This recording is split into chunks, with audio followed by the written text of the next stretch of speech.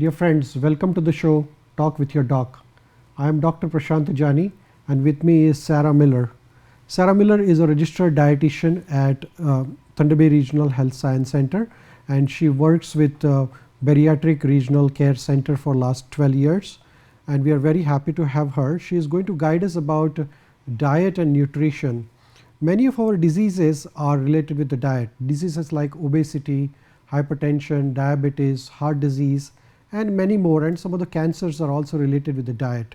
So if we can have a happy and healthy diet, then we can remain happy and healthy. And Sarah is going to tell us about various happy and healthy dietary methods. Welcome, Sarah, and thank you for coming here for the show. Thank you very much for having me. In last 30 years or so, we have seen that the obesity rate is increasing not only in North America, but everywhere in the world. Now, people are more and more diet conscious. They make sure that they eat less fat and healthy diet, but still the obesity is going up. So can you please help us to understand? Sure. It is very true that the obesity rates are increasing over the past several years. People are much more conscious of fat. If we think over the past even 20 to 30 years, the messaging that people were given at that time were to watch their dietary fat in what that they were eating, and people did get that message. They very much cut back on, almost too much cut back on the amount of fat. But what we've seen, interestingly, is that the patients or people's general intake of calories coming from sugar or refined carbohydrates has skyrocketed. For example, sweetened beverages are a really good example of things that people are consuming so much more of these days.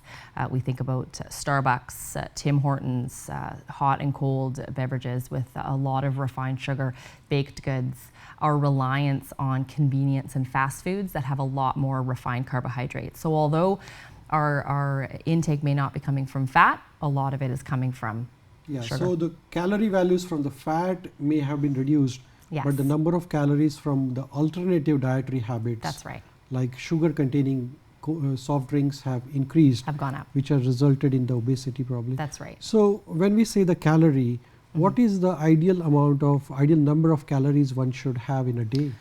Right. So that's very individualized for each person. There is the dietary reference intakes that are put together, developed by the Institute of Medicine, that's based on the best, most recent research that we have about optimal health and sort of the makeup or composition of the diet. They recommend right now approximately about 30% of your overall calories should come from fat, 20% should come from protein, and about 50% should come from carbohydrates. That's a very general recommendation. So 30, 20 and 50. 50 That's is right. carbohydrate, 30 is fat, and 20 is protein. Yes. So in terms of number of calories, like say 1,000, 2,000 calories, what That's should right. be the consumption? Right. So that again is really hard to predict for any one person. It has to be very individualized. I think the Canada's Food Guide generalizes about an 1,800 calorie diet is what they base their recommendations on.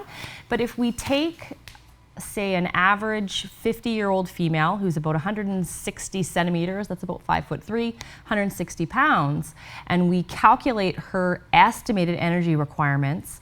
I use a calculation called Mifflin-St. Jean, but there are different ones you can use. Her energy estimates are about 1,650 to 1,750 approximately that she would need. That's going to change based on your age and based on your activity level, based on your height. And so there can be differences up to 500 to 1,000 either way, depending on man or woman, height, age, things like that. So if you're like somebody in the office, most of the people nowadays have a sedentary lifestyle. That's right. They either sit in front of computer or TV or on a couch. So if somebody is sitting habits, then the average calorie should be between 1,500 to 1,800. Is that what Probably. numbers? And that's a very general guesstimate based on an average person. Now, does it matter that this daily calories come from 1,500 comes from say fat or carbohydrate, or it has to be proportionately divided? I usually recommend that it's pretty proportionally divided based on what we were just talking about, the 30% fat, 20% protein, 50% carbohydrate. There are ranges among there that you can stick to and balance it out. But generally you want to include all of those different nutrients to make sure that you're providing a good balance of vitamin and mineral, micro and macronutrients, as well as things like fiber in a general balanced lifestyle. Okay. Now, the calorie consumption throughout the day, what should be the distribution? Like, we keep on eating throughout the day. Sure. So how should be the distribution of this 1,500 or 1,800 calories? Sure. Sure. And I see a lot of patients with all different kinds of lifestyles. And so people who eat a lot of their calories in the evening or a lot in the early part of the day, and who skip meals, who go long hours. And so generally I try to get patients, or I try to encourage patients to eat kind of regularly, evenly spaced meals that are fairly well balanced. I usually encourage about 3 food groups in a meal. The timing can be really important. Now, it's going to depend on their lifestyle. If they're a person that works long hours, you want to make sure that we're eating in the morning, and then about every 4 hours after that.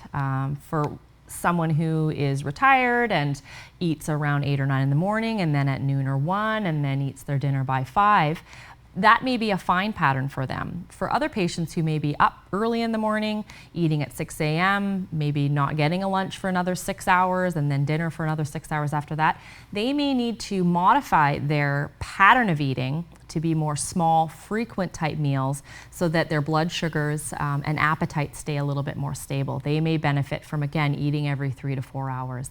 And that helps to prevent overeating. When we get too hungry, we then are vulnerable to making poor food choices, eating something quick, and overeating and eating too fast. Right, right. So you recommend that eating frequently at, say, every 4 hours interval, a small meal.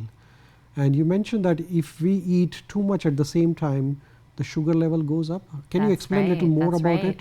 So our blood sugars go up and down in response to what we're eating, mainly in terms of carbohydrate content. So if we're eating large portions at one time, particularly if we're eating foods that are very high in carbohydrate, that may spike our rise in blood sugar and cause a lot of insulin to be produced by the body to deal with that sugar and store it right away. So what I recommend is to keep that a little bit more balanced, not such wide fluctuations, is keeping the carb content moderate through the day, balancing that with protein and fat, and having that sort of balanced small frequent meals through the day. That keeps appetite stable. Now, this spike of insulin, suppose I did not eat any breakfast and I eat, like I'm too busy in my work, and I go without any meals till 4 o'clock, and then I'm hungry and I eat all of a sudden like which is whole something pizza. I commonly see. A lot of people don't have time or skip, are not in a good habit of eating breakfast,